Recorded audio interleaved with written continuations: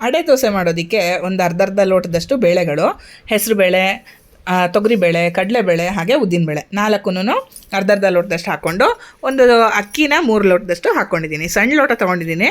ನೀವು ಜಾಸ್ತಿ ಜನ ಇದ್ದೀರಾ ಅನ್ನೋದಾದರೆ ಪಾವಳ್ತೆನೂ ತೊಗೋಬೋದು.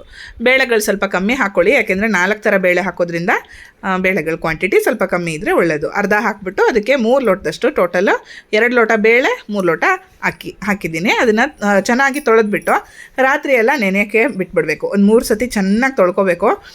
ಆಮೇಲೆ ನೀವು ನೆನೆಯೋಕ್ಕೆ ಇಡಬೇಕು. ಆಮೇಲೆ ನೆಂದ ಮೇಲೆ ಮಾರನೇ ದಿನ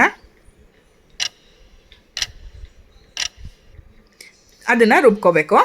ಏನು ಅಂತಂದರೆ ಫಸ್ಟು ಸ್ವಲ್ಪ ಹೀಗೇ ಬೇಳೆ ಅಕ್ಕಿನ ರುಬ್ಕೊಂಬಿಟ್ಟು ಅದಕ್ಕೆ ಮಸಾಲೆನೂ ಸೇರಿಸ್ಕೋಬೇಕು.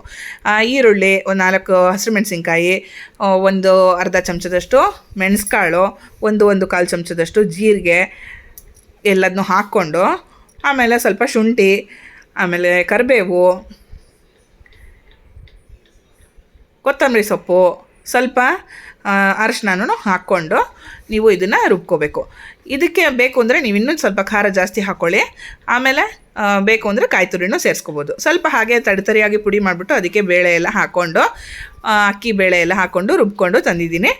ಆಮೇಲೆ ಅದಕ್ಕೆ ಉಪ್ಪು ರುಚಿಗೆ ಬೇಕಾಗಿರೋಷ್ಟು ಹಾಕ್ಕೊಂಡು ಅದನ್ನು ಚೆನ್ನಾಗಿ ಮಿಕ್ಸ್ ಮಾಡಿಟ್ಬಿಟ್ರೆ ದೋಸೆ ಹಿಟ್ಟು ರೆಡಿ. ಅಡೆ ದೋಸೆ ಹಿಟ್ಟು ಜಟ್ಪಟ್ ಅಂತ ರೆಡಿಯಾಗಿ ಹೋಗ್ಬಿಡುತ್ತೆ. ರಾತ್ರಿ ನೆನೆಸೋದು, ಬೆಳಗ್ಗೆ ಒಂದು 10 ನಿಮಿಷದಲ್ಲಿ ರುಬ್ಬಿದ್ದಾಗೋಗ್ಬಿಡುತ್ತೆ. ಇದಕ್ಕೆ ಒಂದು ಸಿಂಪಲ್ ಆಗಿರುವಂಥ ಕಾಯಿ ಚಟ್ನಿ ಮಾಡೋದಕ್ಕೆ ಒಂದಷ್ಟು ಕಾಯಿ ತುರಿ, ಸ್ವಲ್ಪ ದಂಡಿಯಾಗೆ ಕಾಯಿ ತುರಿ, ಯಾಕೆಂದರೆ ಹುರ್ಗಡ್ಲೆ ಏನು ಬಳಸ್ತಾ ಇಲ್ಲ, ಅದಕ್ಕೋಸ್ಕರ ಕಾಯಿ ತುರಿ, ಸ್ವಲ್ಪ ಶುಂಠಿ, ಒಂದು ಹಸಿರುಮೆಣಸಿನ್ಕಾಯಿ, ಇಷ್ಟನ್ನು ಹಾಕ್ಬಿಟ್ಟು ರುಚಿಗೆ ಬೇಕಾಗಿರೋಷ್ಟು ಉಪ್ಪು ಹಾಕ್ಬಿಟ್ರೆ ಸ್ವಲ್ಪ ಜೀರಿಗೆನೂ ಸೇರಿಸ್ಕೊಳ್ಳಿ, ಘಮ್ ಅನ್ನತ್ತೆ. ಆಮೇಲೆ ಉಪ್ಪು ಹಾಕ್ಕೊಂಡು ಸ್ವಲ್ಪ ನೀರು ಹಾಕ್ಕೊಂಡು ರುಬ್ಬಿ ತಂದುಬಿಟ್ರೆ ಆಗೋಯ್ತು ಚಟ್ನಿ. ತುಂಬ ಈಸಿಯಾಗಿ ಮಾಡ್ಕೊಂಬಿಡ್ಬೋದು. ಅಡೆ ದೋಸೆ ಕಾಯಿ ಚಟ್ನಿ ಅನ್ನೋದಂತೂ ತುಂಬ ಚೆನ್ನಾಗಿರುವಂಥ ಒಳ್ಳೆ ಕಾಂಬಿನೇಷನ್ನು. ಇದ್ರದ್ದು ಲಾಂಗ್ ವೀಡಿಯೋ ನಾನು ನನ್ನ ಚಾನಲಲ್ಲಿ ಹಾಕಿದ್ದೀನಿ, ಪೋಸ್ಟ್ ಮಾಡಿರ್ತೀನಿ, ನೀವು ಖಂಡಿತ ಹೋಗಿ ನೋಡಬೇಕು.